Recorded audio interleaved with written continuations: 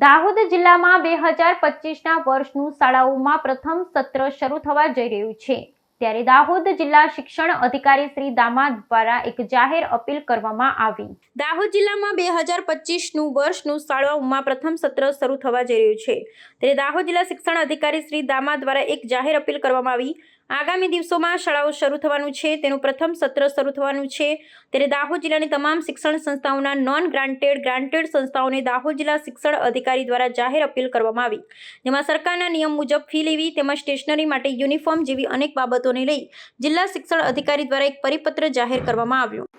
નવું શૈક્ષણિક સત્ર 9/6/2025 થી શરૂ થવા જઈ રહ્યું છે, ત્યારે શાળા સંચાલક મંડળશ્રીઓ, આચાર્યશ્રીઓ,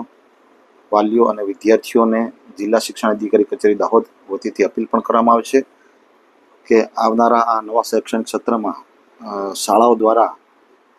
પ્રવેશ કાર્ય વખતે કોઈપણ પ્રકારનું સ્ટેશનરી શાળામાંથી લેવા માટે ફોર્સ નહીં પાડી શકાય। ગણવેશ છે, ખાનગી પ્રકાશનો છે, ઉપરાંત ફી પણ જ્યારે બાળકની લેવામાં આવે ત્યારે FRC દ્વારા, ખાસ કરીને નોન ગ્રાન્ટેડ શાળા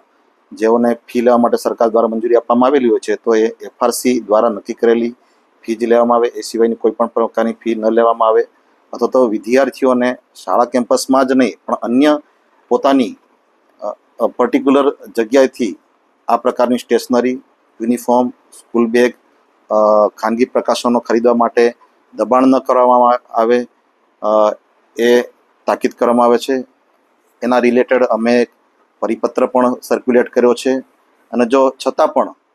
આ પ્રકારની જો ફરિયાદ અમારા ધ્યાને આવશે તો એ શાળા સામે અમે કડકમાં કડક કાર્યવાહી કરશું,